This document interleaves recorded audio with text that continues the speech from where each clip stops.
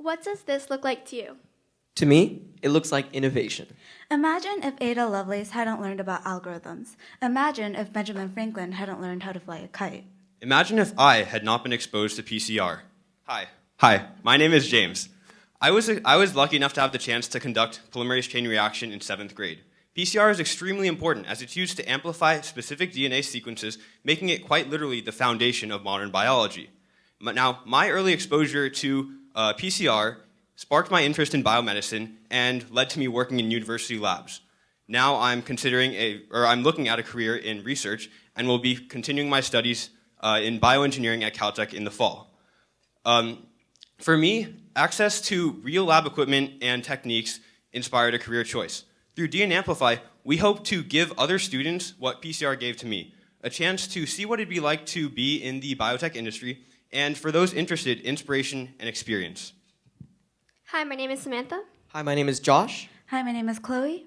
And we are the founders and developers of DNAmplify. So what exactly is DNAmplify? Behold. DNAmplify is a combined DNA amplification and visualization unit. It provides quantitative data based on how much of a target DNA sample is inside up to 16 samples. It can be easily adapted to provide data on gene and protein expression. It's much more portable than your typical PCR device, and it's also much quicker as it cuts out the gel electrophoresis step. Here we have our Thermo Cycler, which is used to amplify the DNA, and our visualization unit. Our visualization unit works using gold nanoclusters that are integrated into the target DNA sequence, meaning that when they're exposed to UV light, they will get excited and emit back visible light proportional to the amount of the target DNA in the sample, which can then be picked up by our camera and processed by our software. But why is DNAmplify so important? First of all, most commercial DNA amplification devices are very expensive and proprietary because these companies very much have a monopoly over the market. DNAmplify is much less expensive and will still allow students to get that hands-on experience that will allow them to really understand what they're learning in their biology classes. Aside from that, as illustrated in this chart, there's a growing demand for biotech employees, which these students will then be able to tap into. So who are we marketing towards? Well, we're marketing towards both educators and field researchers. Due to the high prices of PCR devices and its regions, millions of students across the U.S. don't have access to this biotechnology. Furthermore, there's been a decrease in funding for public schools within the past decade. Because we are also targeting field researchers, we interviewed a researcher from Heal the Bay who tests water quality, and we found out that water samples are only good for about 4 to 6 hours after they are collected. Due to the nature of these samples, these researchers need a device that can analyze the samples quickly and in a portable and accurate manner. We also conducted a survey within the LUSD boundary for educators, and we found that about 90% of educators don't have access to a device that can perform PCR, even though it would benefit their students in their curriculum. There are two main competitors in the market for portable PCR machines, Mini One and Mini PCR. Both of these companies sell their Thermo Cyclers for at least $800, and this price only grows with the need for an additional gel electrophoresis machine.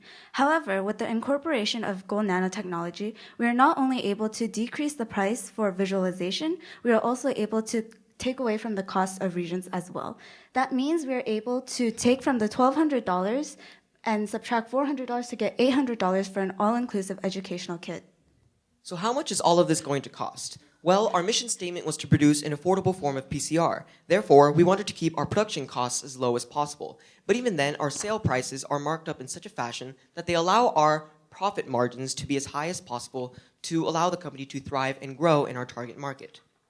So we've been doing a lot of informational analytics, so let's actually do some more prototype showing. So as you can see here, we have our alpha prototype. The alpha prototype is in the process of being completed, and this is expected to take approximately 1 more month. Then we will enter our alpha testing stage. As this is a scientific piece of equipment, we must test our Thermo Cycler's DNA amplifying capabilities. Then we will also create our calibration curve that is essential for transforming the gold nanocluster luminescence information into data regarding the amount of DNA present in the sample. Then in 4 months, we will undergo our beta prototyping where we will integrate custom components. Then in 7 months, we will have our preliminary market launch where we will get feedback on our usability, accuracy, and overall simplicity. Then in 12 months, we will go public on our own e-commerce website that can accommodate for online sales. On behalf of the DNAmplify team and I, thank you. We are now open for questions.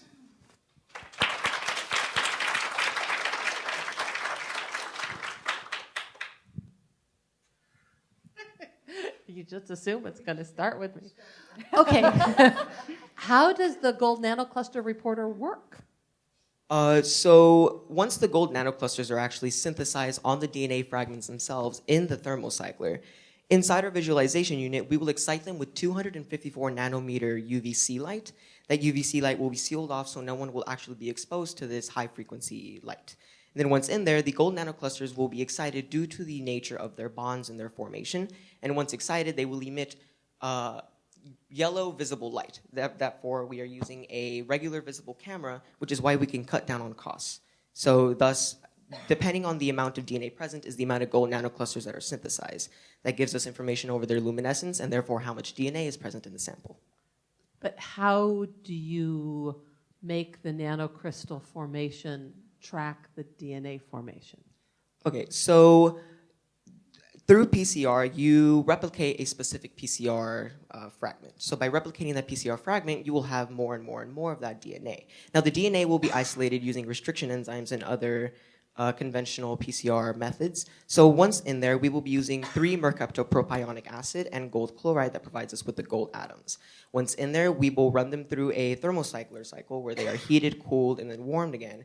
And once in there, the gold nanoclusters will be synthesized on the DNA themselves. The mercaptopropionic serves as a steric stabilizer, the gold chloride provides the atoms, and the DNA also serves as a template for the gold nanoclusters to be formed upon.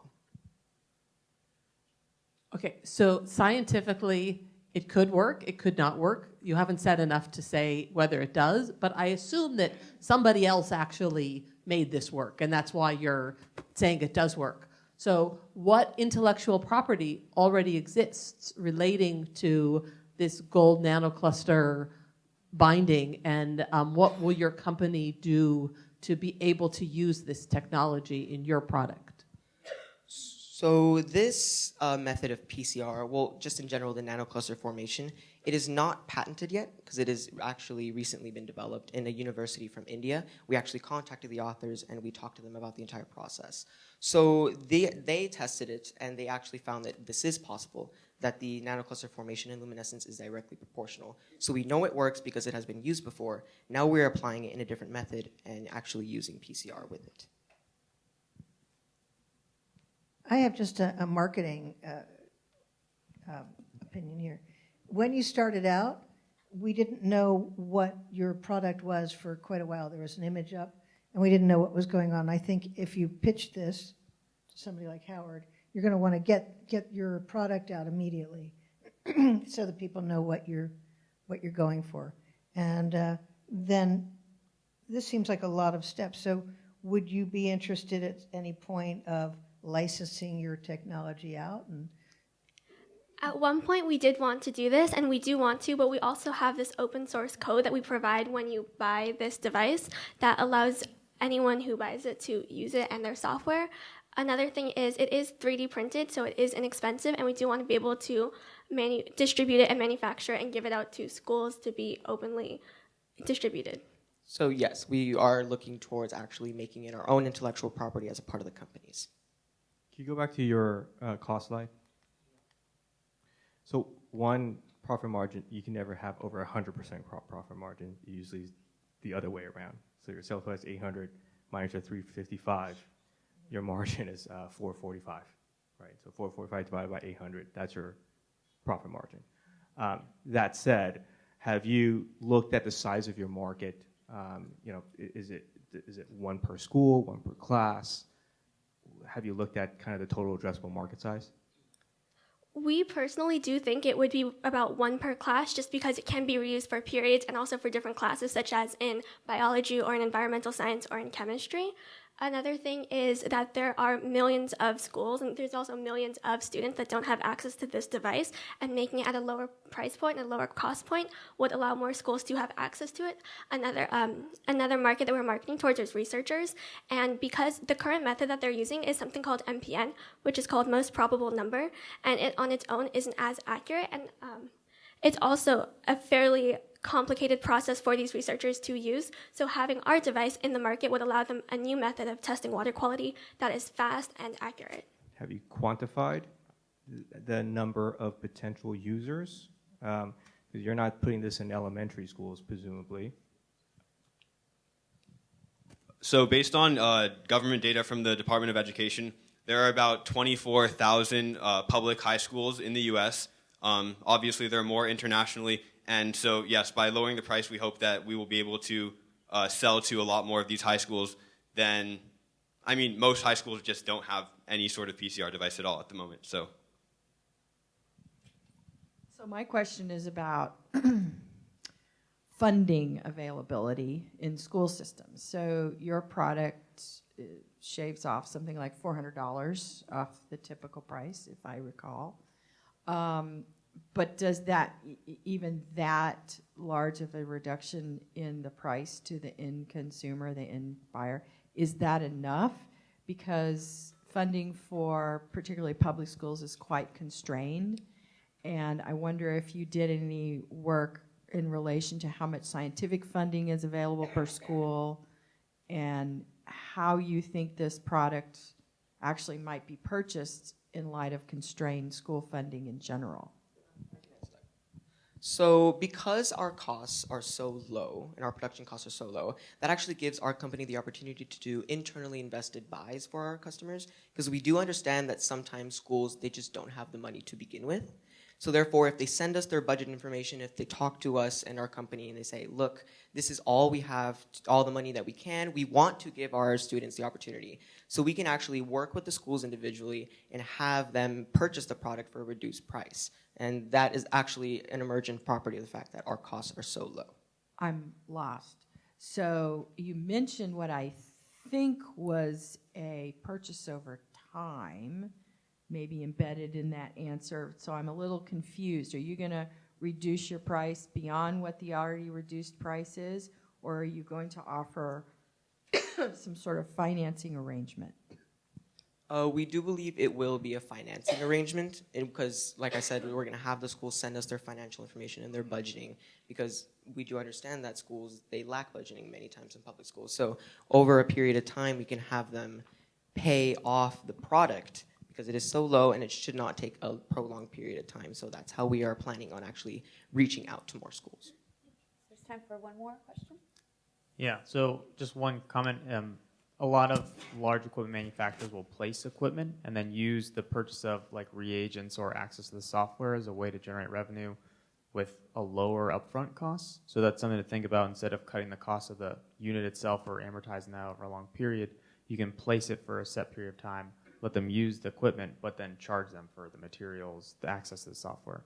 The other comment is, I think, understanding how you penetrate those markets. So schools may not have it.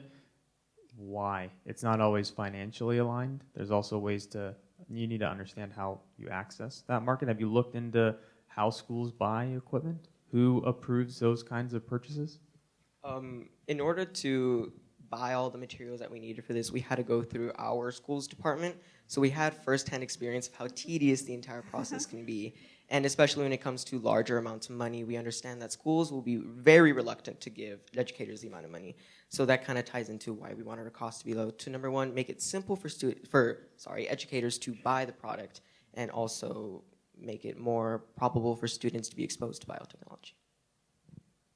And we think that financing the product broken up over time would make it much more palatable, because, yeah, maybe dropping $800 right up front isn't something a school would be willing to do. But if we say, oh, you're going to pay $200 a year, whatever it is, it's a much more palatable cost that the school administrators would be more willing to approve.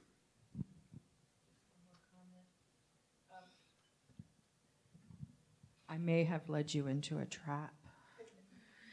When you finance, just a thought, when you offer financing or pay over time as an option, that's going to materially impact your cash flow. So if you move forward with this idea in the future and you think about offering a financing option, you really do need to be very careful about cash flow, because that's the sort of thing that can creep up on you fairly quickly and put an end to your company. So just a thought. Thank you. All right, good job, guys. Thank you.